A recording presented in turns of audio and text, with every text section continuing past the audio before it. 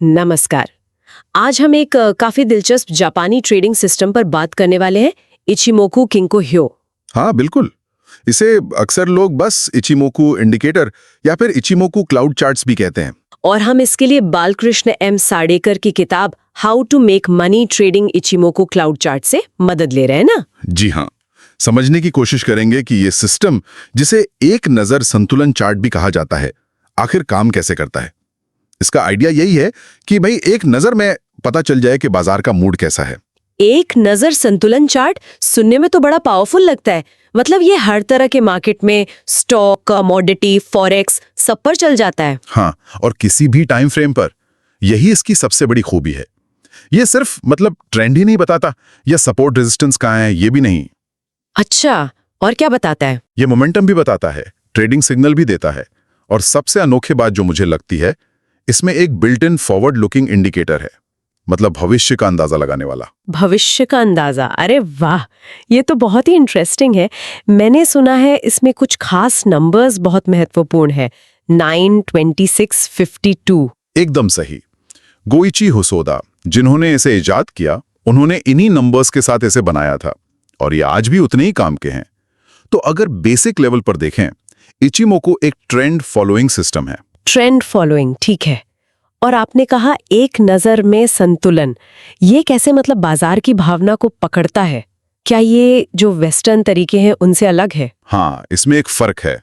जैसे western analysis में अक्सर क्लोजिंग प्राइस पर ज्यादा ध्यान देते हैं ना। हाँ बिल्कुल। इचिमोकु संतुलन देखने के लिए उस पीरियड के हाई और लो को ज्यादा महत्व देता है। मतलब सबसे ऊंचा भाव और सबसे नीचा भाव। उनका मानना था कि वही उस समय का असली बैलेंस दिखाते हैं, कि दूसरे इंडिकेटर्स की जरूरत ही नहीं पड़ती। हाँ, कई ट्रेडर्स ऐसा मानते हैं क्योंकि ये बहुत सारी जानकारी एक साथ दे देता है। तो चलिए इसके जो अलग अलग हिस्से हैं, कंपोनेंट्स, उन पर बात करते हैं। पहला है शायद तेनकन। हाँ, तेनकन सेन। जी, तेनकन सेन या कन्वर्जन लाइन। ये पिछले 9 पीरियड्स का हाईएस्ट हाई और लोएस्ट लो लेकर उसका औसत निकालता है, सीधा साधा। तो ये छोटी अवधि के लिए हुआ है, शॉर्ट टर्म सपोर्ट या रेजिस्टेंस जैसा। बिल्कुल। बाजार अभी क्या कर रहा है, एकदम तात्कालिक दिशा वो दिखाता है ये। फिर आता है किजुन सेन। किजुन सेन, ये कैसे अलग है? किजुन सेन या बेस लाइन, ये 26 पीरियड का हिसाब लेता है। पिछले 26 पीरियड्स का हाईएस्ट हाई और लोएस्ट लो, उसका आधा। तो ये ज्यादा मजबूत हुआ। हाँ, ये ज्यादा मजबूत सपोर्ट या रेजिस्टेंस लेवल माना जाता है। ट्रेंड किस तरफ है, ये उसे संभालने वाला कंटेनर जैसा है। कई लोग तो स्टॉप लॉस भी इसी के हिसाब से लगाते हैं। अच्छा, और एक और बात, ये कीमत के लिए ना एक चुंबक की तरह काम करता है। प्राइस अक्सर घूम फिर के इसकी तरफ आता है। दिलचस्प। 9 पीरियड और 26 पीरियड, लेकिन आपने शुरू में वो भविष्य वाली बात की थी, वो कहाँ से आती है? हाँ, अब आते सबसे मजेदार चीज पर, वो है कुमो यानी बादल, क्लाउड। कुमो, बादल। हाँ, ये असल में 2 लाइनों से बनता है, सेंको ए और सेंको बी। और कमाल की बात यह है कि ये दोनों लाइनें भविष्य में प्लॉट होती हैं। भविष्य में? चार्ट पर आगे? वो कैसे? देखिए, सेंको ए जो है वो तेंकन और किजुन का औसत होता है। ठीक है। लेकिन इसे आज की कैंडल से 26 पीरियड आगे प्लॉट करते हैं। ओह। और सेंको बी वो पिछले 52 पीरियड्स के हाई और लो का औसत है, और इसे भी 26 पीरियड आगे प्लॉट किया जाता है।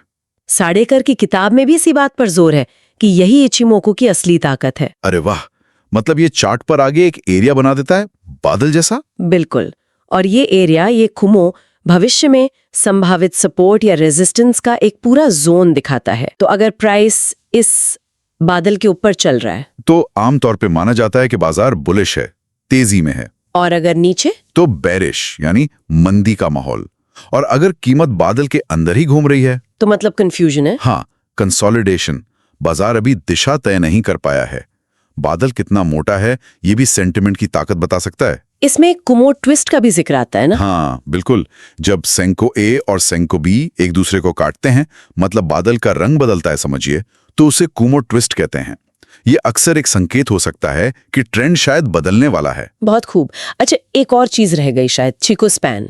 वो क्या है? हाँ, चिकू स्पैन या लैगिंग स्पैन, ये बहुत सिंपल है लेकिन काम का है। ये बस आज की जो क्लोजिंग प्राइस है ना, हाँ, उसी को चार्ट पर 26 पीरियड पीछे शिफ्ट करके दिखा दिया जाता है। पीछे? उसका क्या फायदा? उसका काम है कंफर्मेशन देना।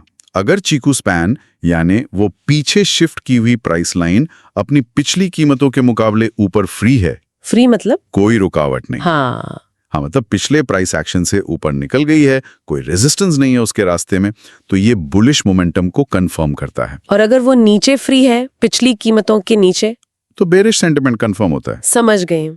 तो ये पांचों चीजें, तेनकान, कीजुन, सेनकू ए, सेनकू बी, जो मिलकर कुमो बनाते हैं, और चीकू, ये सब मिलकर एक पूरी तस्वीर देते हैं। बिल्कुल, और इन्हीं के तालमेल से ट्रेडिंग की रणनीतियां बनती हैं। जैसे वो तेनकान खिजुन क्रॉस या कुमो ब्रेकआउट, इस तरह की। हाँ, किताब में कई स्ट्रेटजीज बताई गई हैं। तिनकान कीजुन क्रॉस है, कुमो ब्रेकआउट है, चीकू ब्रेकआउट, कुमो ट्विस्ट। लेकिन एक बात ध्यान रखने वाली है, क्या? किसी भी सिग्नल की ताकत, मतलब वो कितना भरोसेमंद है, ये इस बात पर निर्भर करता है कि वो कुमो यानी बादल के मुकाबले कहाँ बन रहा है। बादल के ऊपर बन रहा है तो मजबूत बुलिश सिग्नल, नीचे बन रहा है तो मजबूत बैरिश, और अगर बादल के अंदर ही बन रहा है तो सिग्नल थोड़ा कमजोर माना जाता है। अच्छा, तो कॉन्टेक्स्ट बहुत जरूरी है। तो कुल मिलाकर देखें तो इचिमोकू वाकई एक ऑल इन वन पैकेज जैसा लगता है। एक ही चार्ट पर ट्रेंड भी, सपोर्ट रेजिस्टेंस भी, मोमेंटम भी और सिग्नल भी, और वो भविष्य का अंदाजा देने वाला बादल भी। सही कहा, यही एक नजर संतुलन चार्ट की खूबी है। ट्रेडर्स को अलग अलग एसेट्स और टाइम फ्रेम पर बेहतर फैसला लेने में मदद कर सकता है। किताब में कुछ प्रैक्टिकल बातें भी बताई गई हैं सफल ट्रेडिंग के लिए, जैसे कंपनी के रिजल्ट आने से ठीक पहले ट्रेड मत लो। हाँ, या कम वॉल्यूम वाले स्टॉक से बचो, ट्रेंड में जब पुल बैक आए तो कहाँ एंट्री लेनी है, और सबसे जरूरी पोजीशन साइजिंग, कितना पैसा लगाना है ट्रेड में। ये नियम और चेतावनियां वाकई काम की लगती हैं। यहाँ एक सोचने वाली बात आती है जो शायद हमारे सुनने वाले भी सोच रहे हों, कि कोई ट्रेडर इन नियमों को, जो काफी ठोस लगते हैं, अपनी खुद की ट्रेडिंग स्टाइल और जोखिम लेने की क्षमता के साथ कैसे मिलाए। मतलब कैसे इसे पर्सनलाइज करे ताकि ये उसके लिए बेस्ट काम करे। इस पर सोचना फायदेमंद हो सकता है। बिल्कुल सही कहा, ये एक महत्वपूर्ण सवाल है जिस पर हर ट्रेडर को विचार करना चाहिए।